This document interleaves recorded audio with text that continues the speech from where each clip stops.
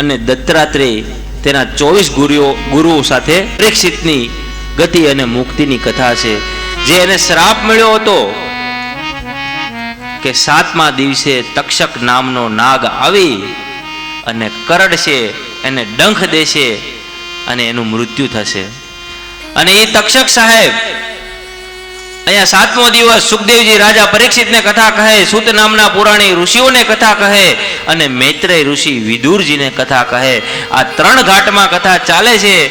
અને 7મા દિવસ થયો એટલે તક્ષક નાગ પરીક્ષિતને કરડવા માટે નીકળી ગયો છે.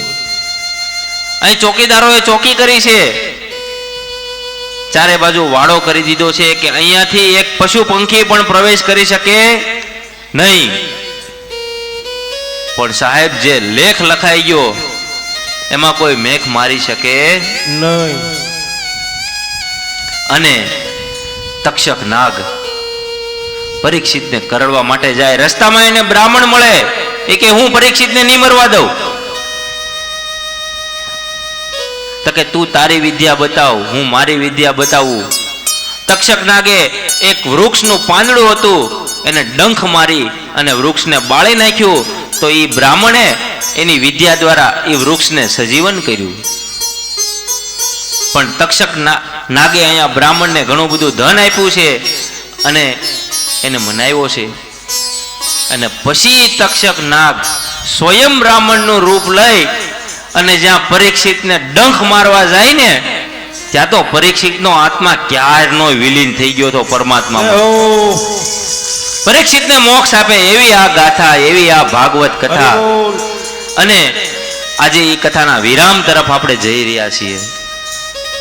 ત્યારે આપ સૌ સોસાયટીનો મને બહુ સાથ અને સહકાર મળ્યો છે. અને ખૂબ જ આજે તો આપણે 7મા દિવસે તો આખું રામ રસોડું પણ થઈ ગયું. દેવીલાલભાઈએ કીધું ને કે જે ધાર્યું થયું એની કરતા વિશેષ સારું કામ થયું. એટલે સત્યનારાયણની કથા કરીએ તો 5 જણાને આપણે જમવા માટે બોલાવ્યા તોય આપણે પહોંચી ન વળીએ. એમ આખી સ્મિત રોવ સોસાયટી જમે. કાલે ભગવાનના લગ્ન થાય અને બધા અહીંયા પ્રસાદ લે, એ પણ એક સારી વાત છે. અને 7 દિવસનું બહુ મોટું પુણ્ય ભેગું થાય છે. આ 7 દિવસ મેં કથા કરી ને તો એનું પુણ્ય આપણે સમસ્ત પિતૃઓના મોક્ષાર્થે કથા હતી. અને અહીંયા જે પિતૃઓના ફોટા પણ મૂકવામાં આવ્યા છે તો એ 7 દિવસનું જે કંઈ પુણ્ય અહીંયા વ્યાસપીઠ ઉપરથી એકઠું થયું ને એ 7 દિવસનું પુણ્ય એ અહીંયા મૂકવામાં આવેલા તમામ પિતૃઓના આત્માને શાંતિ મળે એને હું સમર્પિત કરું છું. અને એને પ્રાર્થના કરું છું,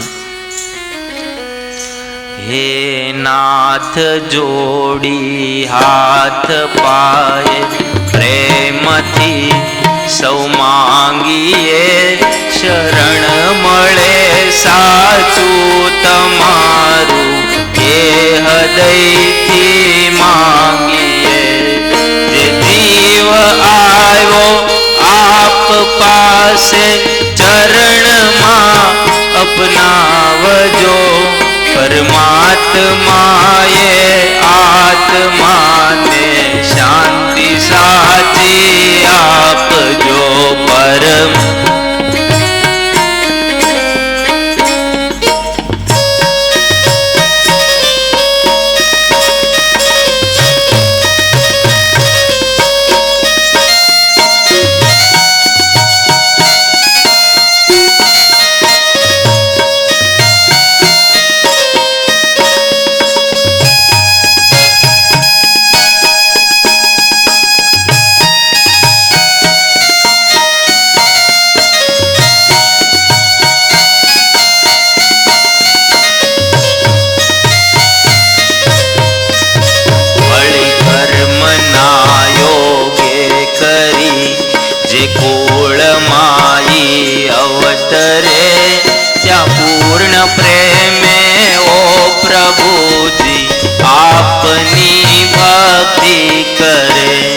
આ લખ 84 બંધ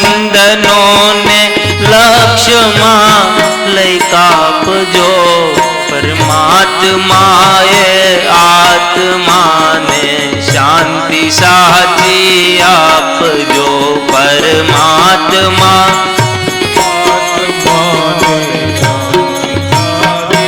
આપજો.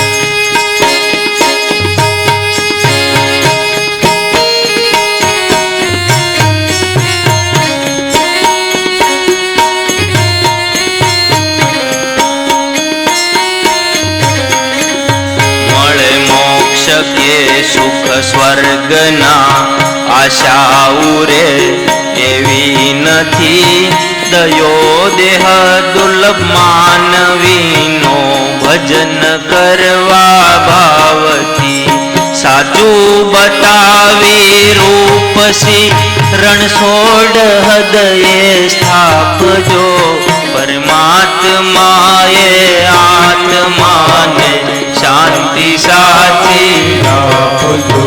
હે નાથ જોડી હાથ પાએ પ્રેમથી સૌ માંગીએ શરણ મળે સાચું તમારું એ હૃદયથી માંગીએ જે જીવ આવ્યો આપ પાસે ચરણમાં અપનાવજો પરમાત્માએ આત્માને શાંતિ સાચી આપજો.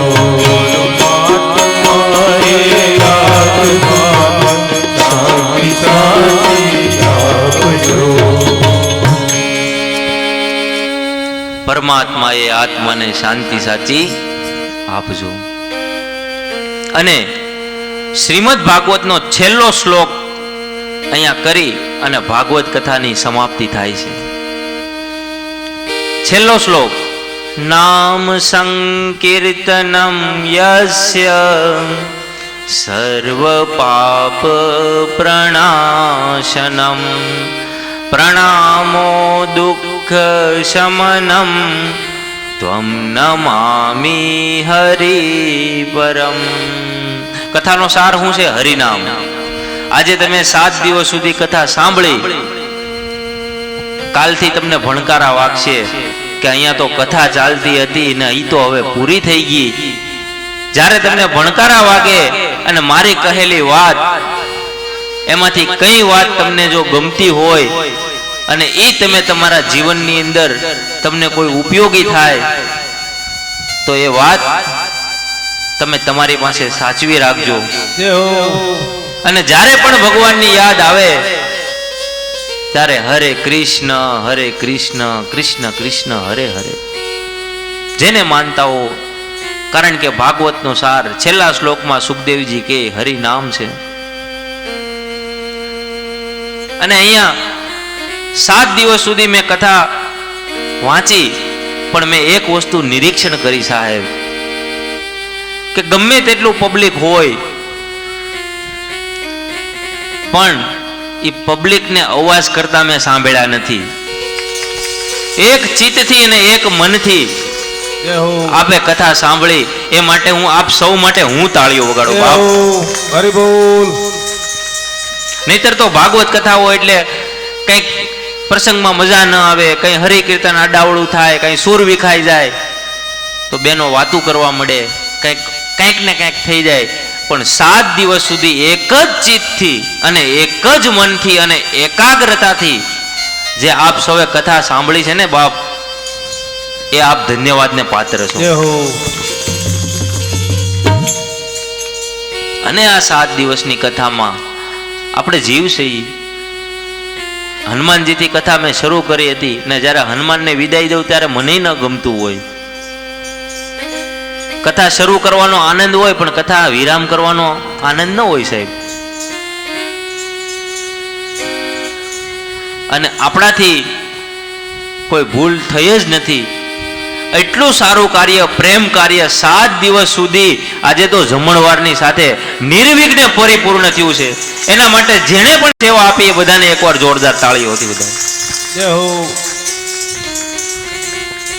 અને કાર્યની અંદર કોઈ ત્રુટિ રહી ગઈ હોય, જોકે અહીંયા તો બધું સફળ જ છે, કોઈ ત્રુટિ નથી, છતાં પણ એક મંત્ર છે જે હું 3 વખત બોલું, ઓમ હરયે નમઃ, એમ તમે પણ 3 વખત બોલજો, એટલે આપણું કાર્ય 100% પરિપૂર્ણ થઈ જાય. જય હો. ઓમ હરયે નમઃ, બોલો બધા. હરયે નમઃ. ઓમ હરયે નમઃ. હરયે નમઃ. ઓમ હરયે નમઃ. ઓમ હરયે નમઃ. અને હનુમાનજીને વિદાય આપું, અને મારી વાણી પણ હવે ટૂંક સમયમાં હું વિદાય આપું એ પેલા અચ્યુતમ કેશવમ શ્રી રામ નારાયણમ કૃષ્ણ દામોદરમ શ્રી વાસુદેવમ હરિ શ્રીધરમ માધવમ ગોપિકાવલ્લભમ જાનકી નાયકમ રામચંદ્રમ ભજે. જાનકી નાયકમ શ્રી રામચંદ્રમ ભજે. कथा विसर्जन होत है सुनहु वीर हनुमान राम लक्ष्मण जानकी सदा करो कल्याण सियावर रामचंद्र की राधावर कृष्ण चंद्र की. हरि ओम पूर्णमद पूर्णमिदं पूर्णात् पूर्णमुदच्यते पूर्णस्य पूर्णमादाय पूर्णमेवावशिष्यते. ओम शांति ओम शांति ओम शांति. सितारों को आंखों में महफूज रखना, क्योंकि बड़े लंबे देर तक रात ही रात होगी. जय हो. सितारों को आंखों में महफूज रखना, क्योंकि बड़े लंबे देर तक रात ही रात होगी. मुसाफिर है हम भी, मुसाफिर हो तुम भी, फिर किसी मोड़ पर फिर मुलाकात होगी. जय हो. ફરી પાછા ભગવાન અંજળ કરશે અને ભગવાન ગાવાનો મોકો આપશે તો ફરી પાછા મંડાઈ જાઉં. એટલે આપ સૌનો બહુ સાથ અને સહકાર મળ્યો છે. આજે રાસ કરવો છે, છેલ્લો દિવસ છે, 12 વાગ્યા, એક સન્માન બાકી છે. વેલજીભાઈ એક સન્માન લઈ પછી આપણે રાસ કરી લઈ અને પછી આપણે આરતી કરી અને છૂટા પડીશું. અને વેલજીભાઈ ને નમ્ર વિનંતી, સ્ટેજ ઉપર દાદા એમનું સન્માન કરવા માંગે છે.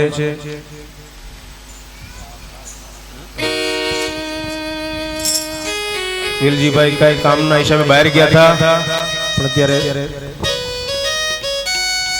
જોરદાર તાળીઓથી વધાવશું આપણે.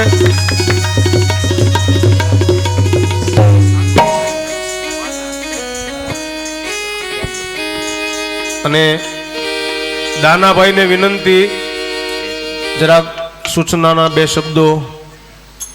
એ બહુ મહત્વનું છે, સમજવા જેવું છે. અને એની વાણીના તો શું આપણે એટલું બધું કહીએ, પણ આપણને બધું જે જ્ઞાન અને આપ્યું છે એ બહુ સમજવા જેવું છે.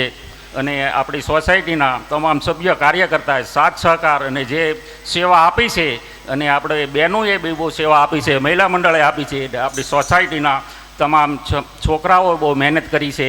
એની બદલે ખૂબ ખૂબ આભાર, ધન્યવાદ માનું છું. અને આવા કાર્ય આપણે કરતા રહીએ અને ફરીવાર આવું કાર્ય થાય એવી દાદા પાસે અને દ્વારકાધીશ પાસે હું પ્રાર્થના કરું છું. જય. ખૂબ ખૂબ ધન્યવાદ દાનાભાઈ. આગળની કથા